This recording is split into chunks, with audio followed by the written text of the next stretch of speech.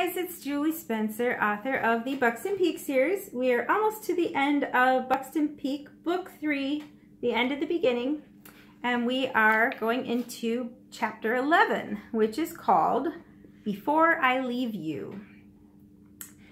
I want to talk to both of you. Nathaniel sounded like a stern father. Kai walked along beside him, wondering what was up. Nathaniel didn't normally pull Kai and Andy aside like this. If he ever went for a walk with anyone, it was with Ian. But today, Nathaniel specifically requested some time alone with the other guys, and Ian stayed back at the studio.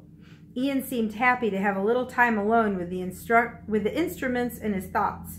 He said he had ideas for some new songs and wanted to explore the sounds a little without an audience.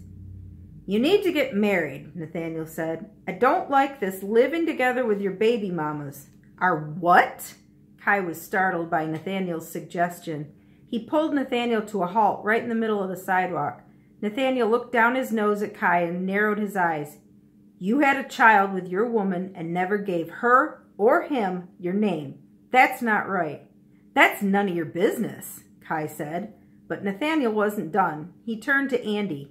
"Now you're going to have a baby with your girlfriend, and it's not fair to her or her baby to not have a legal daddy." "Our baby will have a daddy," Andy said. "I'll be its daddy." He pushed his long bangs out of his eyes, letting his hair blow in the soft breeze. "I don't know how things are in England," Nathaniel said, raising his eyebrows, "but in America, when a baby is born, the mama's last name is on that baby's bassinet, and if the mama don't have the same name as the daddy, then that baby don't have your name. And furthermore, it ain't right in God's eyes. You shouldn't even be living together or sleeping together if you aren't making it right with God." "I don't believe in God," Kai scoffed. He shook his head dismissively. "There's no such thing as some supreme being who looks down at us in judgment." "I'm sure that's what the fish in a tank think too, yet they're always willing to eat the food that floats down to them." "That's an absurd comparison." Kai snorted, but didn't say anything more. "I believe in God," Andy admitted. "And you're probably right. I need to marry Vanessa. Right away." He looked down at his feet. "Well, I'm not marrying my girlfriend just because you give us some weird guilt trip." Kai narrowed his eyes. "If I marry her, ever, it will be because she and I want to get married, not because of some God who's going to smite us with a rod if we don't. That's ridiculous." "Have you ever asked her if she wants to get married?" Nathaniel challenged him. "Why would I do that?" Kai demanded. "Because every little girl dreams of their wedding day," Nathaniel said. "They start picking out white dresses when they're 6. They play Barbies, dress them all up in fancy dresses, and walk them down the aisle with Ken, and they make them kiss. It's adorable. If you ever have a chance to watch little girls play, you'll see it. Women are just little girls who are taller and more cynical. Your woman wants to get married, even if she won't admit it. Now, if you care about her at all, or if you even care about your little boy, you need to give her that gift." "Of course I love my little boy." Kai turned his nose up and looked away, not wanting to hear the truth. "What about Rhonda?" Nathaniel turned him around and looked him right in the eye. "Do you love her?" "Yeah." Kai hesitated. "Why do you sound so unsure?" Nathaniel challenged. Kai didn't know how to answer that.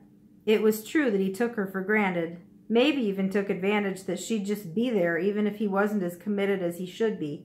He even had to admit to himself that he sometimes got caught up in the attention he received from other women. He was a famous rock star. Women threw themselves at him. They always had. And he had never cheated on Rhonda, but maybe the fact that they weren't married made it just a little easier to justify flirting with other girls a little more than he should. He suddenly felt confused and angry at Nathaniel, as if he was insinuating something that wasn't far from the truth. "I need some time to think." Kai pushed away from Nathaniel's insistent hand on his shoulder and walked off, wishing this conversation had never happened.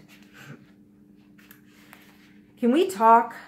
Rhonda was curled up on the couch with a novel in a quiet living room, waiting for little Sean to wake up from his nap. She looked up as Kai sat next to her with a very serious expression on his face. "What's wrong?" She set her book aside and creased her eyebrows. "Nathaniel just told me something that really messed with my head." He looked down at his hands and rubbed them on his knees. She reached over and stopped one of them, forcing him to look up at her. "You said I should marry you." She sank onto the couch and shook her head slightly. "I don't want you to marry me because one of your friends talked you into it." She bristled. "If you want to marry me, it should be because you want to marry me." "I kind of do." He looked at her sheepishly. "You kind of do?" Rhonda almost choked. "That's not good enough either, Kai." "I know," he agreed. "It's just that I never really thought about it." Rhonda didn't like that answer either. She shook her head in disgust and almost got up to walk away. But she suspected that this conversation was going to change their relationship in one direction or another, and it felt best to hear him out. "Nathaniel told me that every little girl wants to get married and that I'm denying you that opportunity." "In case you haven't noticed, Kai," Rhonda sneered at him, "I am not a little girl." "I'm very aware of that, Rhonda." Kai looked up at her sheepishly. "I'm reminded of that every time I look into your beautiful eyes and every time I hold your incredible body in my arms." That softened her up a little, and she relaxed her shoulders. She even half smiled at him, but she still looked away and still felt hurt that in all the time that they'd been together, he had never once considered marrying her. "He also told me that girls never really grow up. They just get more cynical. And I think that my denying you the opportunity to be married has made you a little jaded." Rhonda was kind of getting tired of what Nathaniel thought about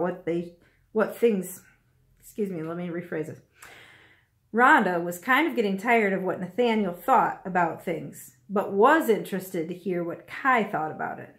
"Jaded, huh?" She considered that. "I almost hauled off and decked Nathaniel," Kai sighed. "But I went for a long walk, and I got to thinking about you and me in the future, and I honestly don't want to ever be with anyone else but you. Ever."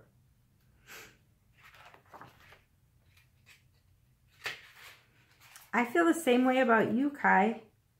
So that got me thinking that when we leave on tour next week," he looked away for a second and took a deep breath before turning back and looking her right in the eye.